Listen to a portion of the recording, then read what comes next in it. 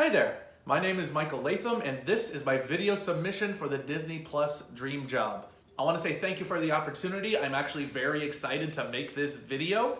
I'm only going to talk about my favorite Disney movie here. I'm going to leave why I'm qualified for the job in the application itself. Because frankly, this took a lot longer than I expected. I thought I would just have an answer, I could just get on camera, talk about it, it would be great. However, I realized that there were some movies that I was probably being unfair to. Some of them I watched for the first time when I was a kid and then never gave a second thought to. So I wanted to give those movies a chance to maybe improve in my eyes. I wanted to give all of the older films a chance, like Bambi or Melody Time. I wanted to see if the princess films like Cinderella or Sleeping Beauty still held up. I watched the Aristocats and Robin Hood to see if my opinions change on either of those films. I wanted to give films that aren't highly regarded, like The Rescuers and The Great Mouse Detective, the same chance I would give to films from the Disney Renaissance. I then watched the post-Renaissance films like Dinosaur and Lilo and Stitch before rewatching newer movies like Frozen and Big Hero 6. Then, just for good measure, I watched all the sequels, spin-offs, and live-action films I could find, and yes, that is a physical version of Song of the South. And after watching all of those films, and yes, I did watch them all, I finally have my answer. And it is actually the answer I came up with at the beginning of this process, so I'm not sure if I had to rewatch everything, but I'm really glad that I did.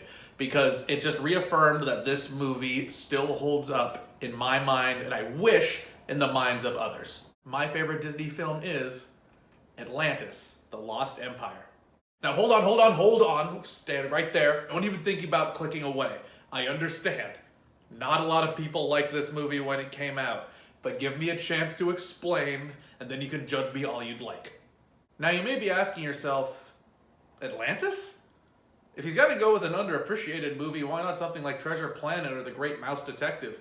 Both of which are actually really good upon rewatching. I highly recommend them, but that's not what this video is for. This video is for talking about my own personal enjoyment of Atlantis: The Lost Empire, and hopefully inspiring some of you to find the movie and watch it for yourself.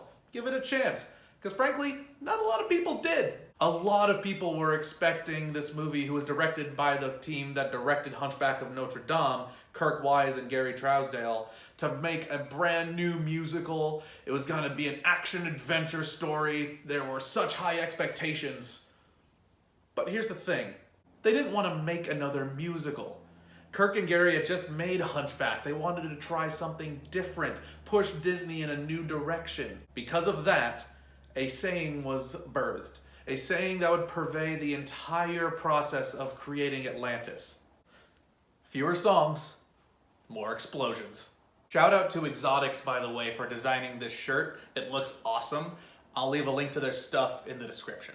Speaking of design, that's one reason I love this movie. It's just how unique it looks. Wise and Trousdale knew they wanted this to look very unique, seeing as it was a Walt Disney produced action-adventure movie.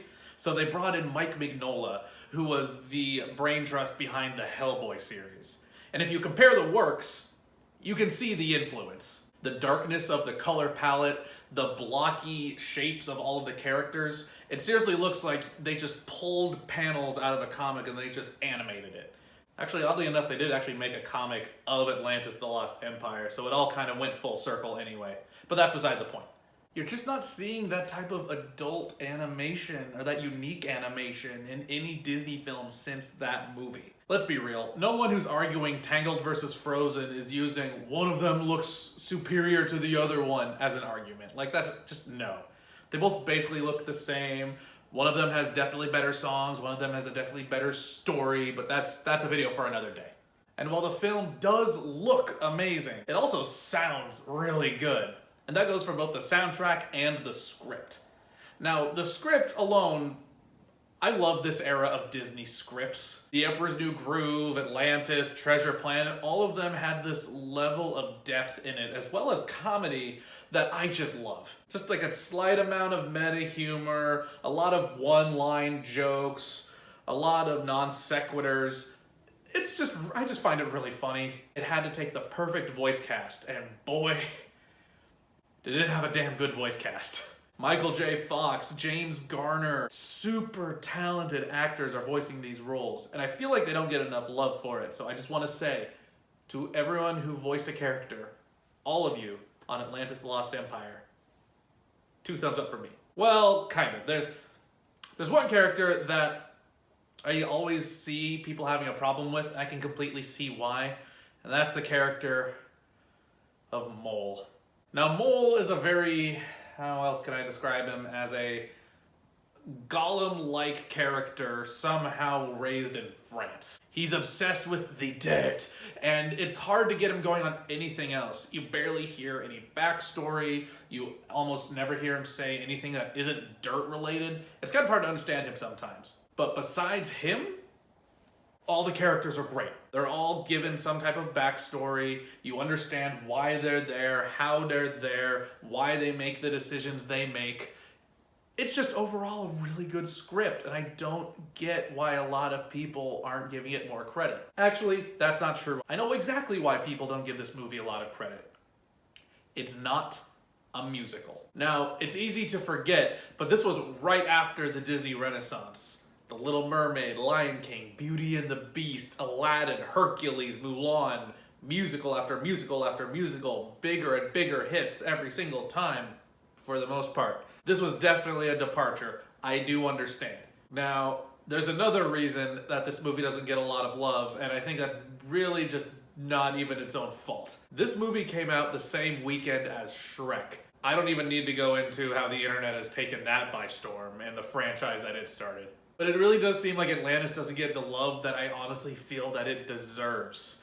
It almost seems unfair to compare it to Shrek because they're just 2 completely separate movies with 2 very different intentions. They're basically the same thing, except one is viewed as more kid and one is viewed as more adult. Both movies have their own merits, and I think Atlantis really needs to be given another shot, which is why I'm always excited whenever I see like fan recastings or fan art of Kida or Milo or any of those characters.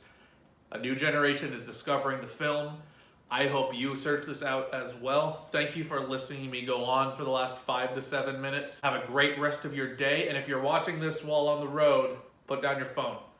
All right, take care.